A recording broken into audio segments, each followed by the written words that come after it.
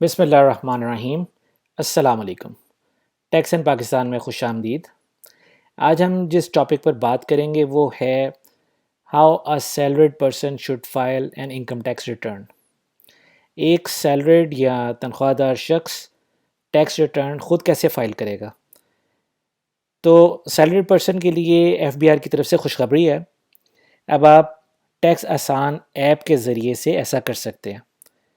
ना आपको किसी टैक्स कंसल्टेंट की खिदमत चाहिए, ना आपको अपनी जेब को हल्का करना पड़ेगा। वो आप कैसे करेंगे वो मैं भी आपको बताता हूँ। देखें, अगर आपके पास एक अदद स्मार्टफोन है तो उस पर टैक्स आसान ऐप को डाउनलोड कर लें। अगर आपका फ़ोन एंड्रॉयड है तो टैक्स आसान ऐप आपको प्ले स्टोर से मिलेगा, और अगर आपके पास फ़ोन एप्पल का है तो ऐप स्टोर पे आप जाएं, वहाँ से आपको टैक्स आसान ऐप मिल जाएगा। स्टेप नंबर 1, इस ऐप को डाउनलोड कर लें। जो स्क्रीन आपके सामने आएगी उसके टॉप लेफ़्ट कॉर्नर पर आपको 3 लकीरों वाले मेन्यू बटन को प्रेस करना होगा। जब आप प्रेस करेंगे तो आपके सामने मेन्यू पैनल खुल जाएगा। अगर IRIS पर आपका अकाउंट बना हुआ है तो अपना CNIC नंबर और पासवर्ड डालकर साइन इन करें, और अगर अकाउंट नहीं बना हुआ तो FBR की वेबसाइट पर जाकर IRIS पर रजिस्टर करें। जब आप ऐप में साइन इन हो जाते हैं तो मेन्यू में साइन इन की जगह पर आपका नाम आ जाएगा। अब मेन्यू में से इनकम टैक्स रिटर्न को सिलेक्ट करें, या फिर आप डैशबोर्ड में से इनकम टैक्स रिटर्न को सिलेक्ट करें। यानी आपके पास ये दो ऑप्शंस होंगी, या तो मेन्यू में से कर लें या डैशबोर्ड में से। उसको क्लिक करें, और क्लिक करने के बाद एक और स्क्रीन खुल जाएगी। अब स्क्रीन पर आपको दो ऑप्शंस नज़र आएंगी, नॉर्मल रिटर्न और सैलरी रिटर्न। आप सैलरी रिटर्न को क्लिक करेंगे तो स्क्रीन पर कंटिन्यू लिखा हुआ आएगा, इसको क्लिक करें। अब जो स्क्रीन खुलेगी इसमें साल लिखे होंगे, जैसे कि 2019 या 2020।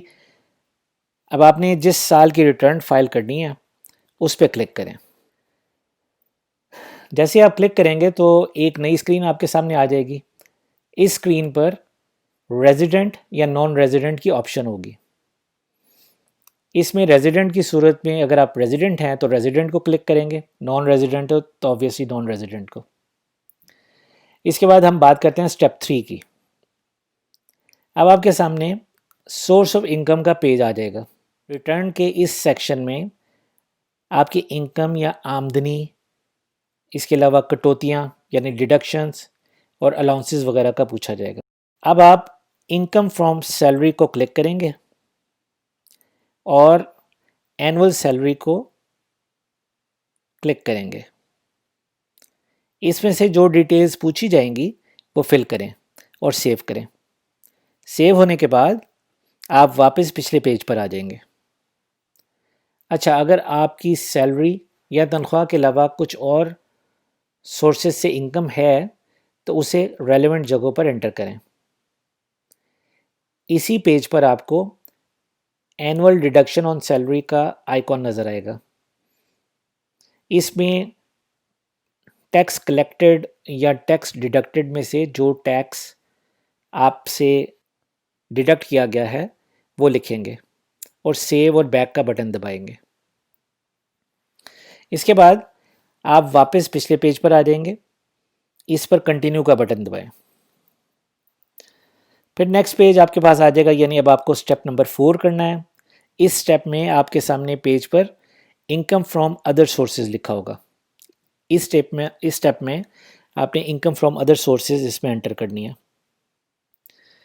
इसमें सैलरी के अलावा कोई इनकम है तो उसे आप एंटर करेंगे, जैसे कि आपकी कोई एग्रीकल्चर लैंड है, कोई ज़मीनें हैं, कोई इन्वेस्टमेंट है, वो आप इसके अंदर एंटर करेंगे। इसके बाद स्टेप नंबर 5 की बात करते हैं। इस स्टेप में टैक्स रिडक्शंस या टैक्स क्रेडिट्स का सेक्शन लोड होगा। इसमें अपनी टैक्स रिडक्शंस जो हुई हैं, जैसे कि ज़कात पे की गई है या एजुकेशनल एक्सपेंसेस हैं, वो सारी चीज़ें आप उसको एंटर करेंगे। जब ये सब कुछ आप एंटर कर लेंगे तो हम इसके बाद अगले स्टेप पे यानी कि स्टेप नंबर 6 में चले जाएंगे, जिसका नाम है टैक्स डिडक्शन पेज। आपके पास टैक्स डिडक्शन पेज पे आ जाएगा। इसमें आपका जो टैक्स काटा जा चुका है, जैसे कि जिसको विद होल्डिंग टैक्स भी कहते हैं, जैसे आपने अगर कोई पिछले 1 साल के अंदर कोई गाड़ी ख़रीदी है, कोई गाड़ी के टोकन पे किए हैं, तो उसके अंदर विद होल्डिंग टैक्स काटा गया, या आपका कोई बैंक अकाउंट के अंदर से कोई डिडक्शन हुई है, टैक्स डिडक्शन, वो भी विद होल्डिंग टैक्स कटा है, उसको आप इसमें एंटर करेंगे। ये सब कुछ एंटर करने के बाद आपके पास सुपर टैक्स आ जाएगा। सुपर टैक्स अगर आपने कोई पे किया है तो इसमें सुपर टैक्स की जगह पे आप सुपर टैक्स की अमाउंट लिखेंगे। इसके बाद हम बात करते हैं स्टेप नंबर 7 की। स्टेप नंबर 7 जो है वो वेल्थ स्टेटमेंट की बात करेंगे। वेल्थ स्टेटमेंट क्या होती है कि इस स्टेटमेंट के 3 हिस्से होते हैं। पहला हिस्सा इनफ्लोज का है, दूसरा हिस्सा एसेट्स का है, तीसरा हिस्सा आउटफ्लोज का है। इनफ्लोज में आप अपनी इस साल की टैक्सेबल इनकम लिखेंगे और एग्जेम्प्ट इनकम लिखेंगे, और अगर आपने कोई लोन लिया है, कोई गिफ्ट मिला है, वो सारी चीज़ें भी आप इसमें एंटर करेंगे। और एंटर करने के बाद आप सेव एंड बैक का बटन क्लिक करेंगे। जब सेव एंड बैक का बटन क्लिक करेंगे तो आप एसेट्स पे आ जाएंगे। पिछले 1 साल के अंदर आपके पास जो भी एसेट्स मौजूद थे और उसमें एडिशन हुआ है, वो सारे एसेट्स आप इसके अंदर एंटर करेंगे। इन तमाम एसेट्स में आपकी हो सकता है कोई आपने एग्रीकल्चर लैंड खरीदी हो सकता है आपने कोई प्रॉपर्टी वगैरह बाई की हो, या बैंक अकाउंट की डिटेल्स भी आप इसमें लिखेंगे। ये तमाम चीज़ें एंटर करने के बाद आप सेव एंड बैक का बटन प्रेस करेंगे और फिर कंटिन्यू का बटन प्रेस करेंगे। इसके बाद नेक्स्ट सेक्शन आउटफ्लोज का है। इस सेक्शन में आप अपने हाउस एक्सपेंसेस 1 साल के, जैसे कि यूटिलिटीज़ हो गई, बिजली, पानी, गैस, इंटरनेट, ये सारे ऐड करेंगे। और फॉरेन ट्रैवलिंग अगर आप मुल्क से बाहर गए हैं उसके एक्सपेंसेस, और एजुकेशनल एक्सपेंसेस। जब ये तमाम चीज़ें आप एंटर कर लेंगे तो आपके सामने एक बटन आएगा जिसके ऊपर लिखा होगा रिकन्सिलिएशन। इस रिकन्सिलिएशन के टैब पर आकर आप रिकन्साइल करेंगे, और रिकन्साइल करने के बाद कंटिन्यू का बटन दबाएं। रिकन्साइल करने के बाद अगर आपकी कोई पेमेंट ड्यू होगी इनकम टैक्स के हेड में, जो आपने पे करनी होगी, तो वो आपके सामने स्क्रीन पर आ जाएगी। पेमेंट करने के बाद पेमेंट शीट या पेमेंट स्लिप आपके पास आएगी। उस पेमेंट स्लिप को आपने इस जगह पर अटैच करना है। अटैच करने के बाद डिक्लेरेशन शीट आपके सामने आएगी, उसको आप क्लिक करेंगे, और अब फाइनल जो टर्न आ रही है वो सबमिट बटन की आ रही है। मैं आपको ये सजेस्ट करूँगा कि इससे पहले कि आप सबमिट बटन प्रेस करें, अच्छी तरह से पहले सोच लें कि जो भी इंफॉर्मेशन, जो भी डेटा आपने एंटर किया है, उसमें किसी किस्म की कोई प्रॉब्लम तो नहीं, कोई एरर तो नहीं। उसको एक दफ़ा अच्छी तरह से सोच लें और फिर सबमिट का बटन दबाएं, क्योंकि एक दफ़ा जब आपने सबमिट का बटन दबा दिया तो उसके बाद आप अपनी रिटर्न को करेक्ट नहीं कर पाएंगे।